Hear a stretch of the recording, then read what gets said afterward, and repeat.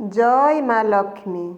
Friends, मो channel को आपण मानंकु बहुत बहुत स्वागत। आसंतु आमे आजी जानिबा एही 5टी लक्षण थिबा महिला माने हतलक्ष्मी। गोटिए घरर सुख एवं दुख सेही घरर स्त्री उपरे निर्भर करिथाए। जिए घरर समस्त कार्य करिथाए, जिए घरर समस्त कार्य करिबा सहित समस्तंकर यत्न नेइथाए, किंतु किछि काम एपरि रहिथाए जाहा करिबा द्वारा माँ लक्ष्मी केबे हेले घरकू आसी नथांती। कुहाଯାଏ कि गोटिए नारी ही चाहिले गोटिए घरकू स्वर्ग एवं नरक मध्य करिदेइथाए। आसंतु जानिबा एही 5 काम विषय जहा करिबा द्वारा घरु लक्ष्मी छाड़ी जाए। नंबर 1, झाड़ू को गुड़रे मारिबा। जेउ घरे झाड़ू को गुड़रे मारिथांती सेही घरे केबे हेले माँ लक्ष्मी रही नथांती। सेही घरे सर्वदा दुख दुर्दशा लागी रहिथाए। कुहाଯାଏ कि झाड़ूरे माँ लक्ष्मी स्वयं बास करिथांती। नंबर 2, चूला उपरे हेउ किंबा रुसेई घरे हेउ ओइठा बासन रखिबा।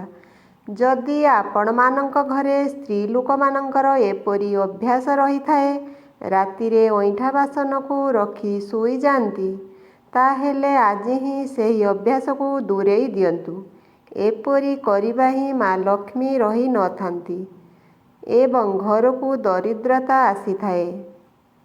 नंबर 3, गुईठा मारी कबाट खोलिबा।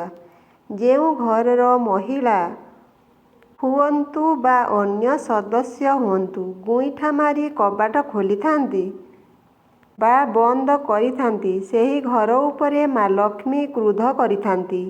सेही घरे केबे हेले टंका पैसारे अभाव लागी रहिथाए। सबुबेले अभाव अनटन देखा देइथाए। एपरि अभ्यास थिले आपण निश्चय बदलाई दियंतु। नंबर 4, दुआर बंध उपरे बसी खाइबा बा बसिबा।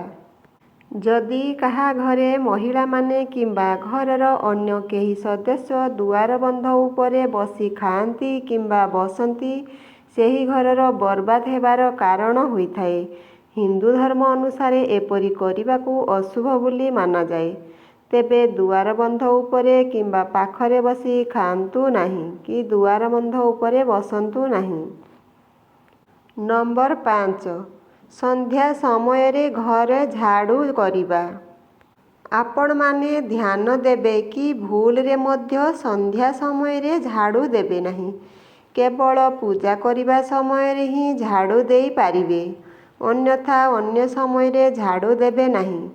एपरि करिबा द्वारा घरे दुख दुर्दशा लागी रहिथाए, कलह लागी रहिथाए। एमिति अभ्यासठू दूरे रहिले भल। भगवान आपण समस्तंकु भलरे रखंतु।